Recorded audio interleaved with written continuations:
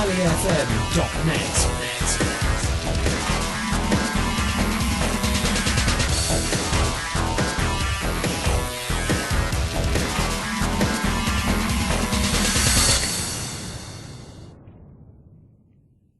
Well, welcome back to rallyfm.net. Having been interviewed myself once or twice on the programme now, my turn to do some interviewing. Talking to Barry Gale, who's the chairman of the Sol Rally Barbados Organising Committee. Barry, here we are, Scrutineering. Hi. Hey.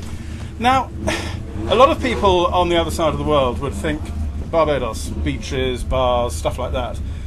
Yet they run an international rally. The island's, 166 square miles. How on earth can you put together an international rally? Delicately. Well, the truth is that we operate a rally here that on severely limited resources. Only recently have we had quite a resounding amount of support from major sponsors and from the government as well financially. We've always had good government support, in word and in morals, And sort of encouragement and allowing road closures and that sort of thing. Absolutely, but this year the Tourism Authority have actually put some money towards the event, which thankfully in a year such as this, where the world is upside down wondering where their next meal is coming from in some cases, we've managed to put together one of our strongest entries in probably the last 5 or 6 years. A phenomenal response from our overseas competitors. I thought at the end of last year that we weren't going to see maybe 3 or 4 people here, but so it turns out we have close to the same level of support from our overseas guests that we did last year. And the locals have gone crazy, I don't know.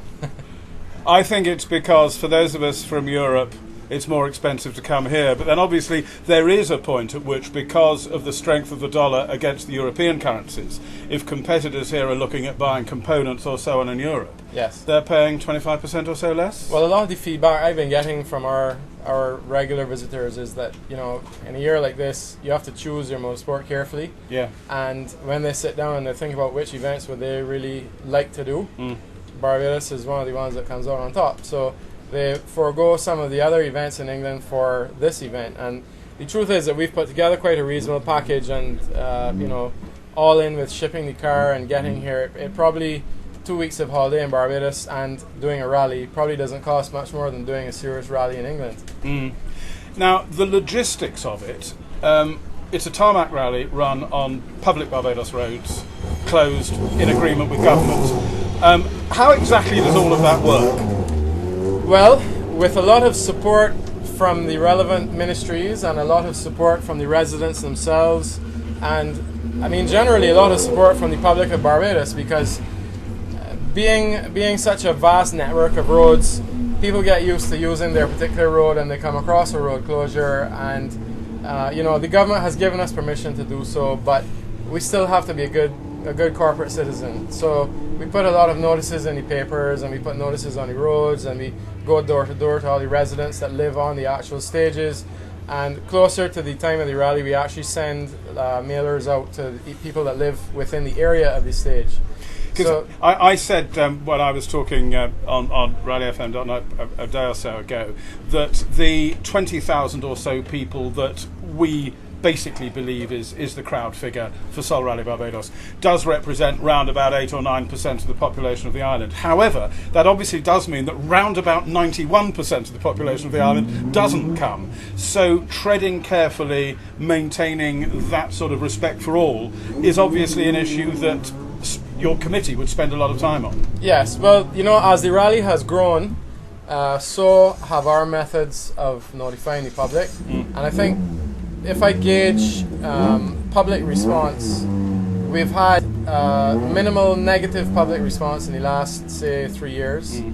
And for me, that's a good indicator that the things we're putting in place are actually working. Stuff like having a wider spread of marshals at the junctions approaching the stage so that people have a chance to divert before they're actually strapped. Yeah.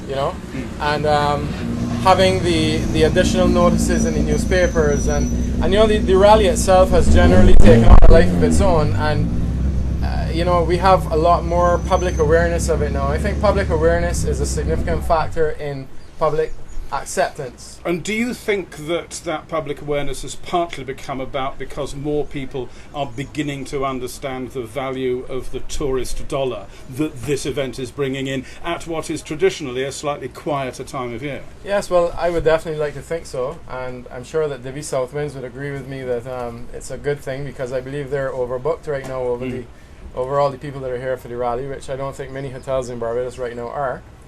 And sorry to cross you, somebody said to me today was that one of the ways in which the event appears to have worked this year is not just the number of European rally drivers who are here with their cars, but a significant number who are here without their cars yes. to come and spectate, either because they've been before or they have been encouraged to come and have a look. Yes. Because it is a bit of a big decision to suddenly say, oh, let's go and rally in the Caribbean if you know nothing about it at all. Perhaps it is a good idea to come and have a holiday, watch the rally, talk to some of the fellas and get a feel for it. Because it might be something that would just so completely blow your mind that you wouldn't want to.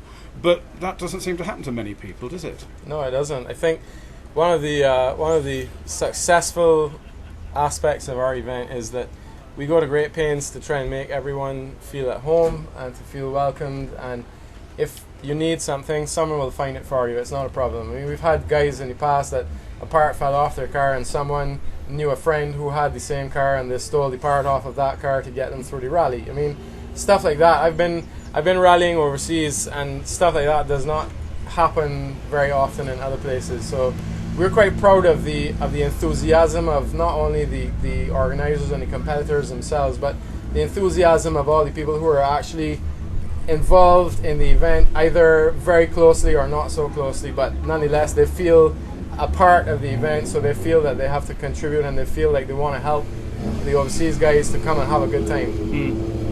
And it doesn't all happen on beaches? It doesn't all happen on beaches, no. Barry, one final thought from your point of view. Volunteers, what sort of number of people have you got working on the event over Rally Weekend? Wow. Well, we have, starting with the marshals, who are one of the cornerstones of the whole operation.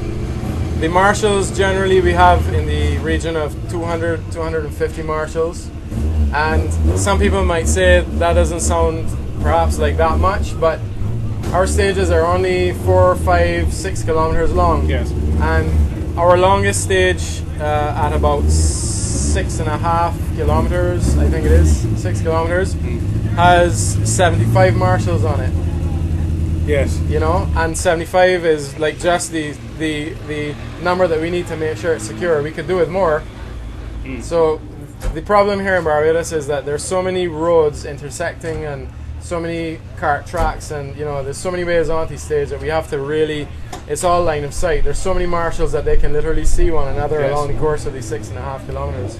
And of course, as of midnight next Friday the 29th, no, we have a ceremonial start on the Friday. So as of round about 7 o'clock on Friday, you stop being the chairman of the Rally Organising Committee, and of course you're a regular competitor. Correct. You look forward to that? I do. You know, I've always, over the last couple of years, I've got this perspective that when I sit in the car on Saturday morning going to the first stage, I am completely relaxed, because my perspective is different to most other people who are in the rally. My perspective is, well, everything that has to be done has been done, and if it needs to be done, too bad.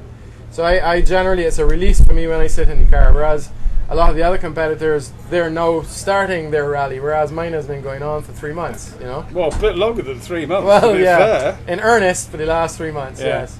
Barry Gale, chairman of the Organising Committee of Sol Rally Barbados, thank you for talking to Rally FM. Thank you, Robin. RallyFM.net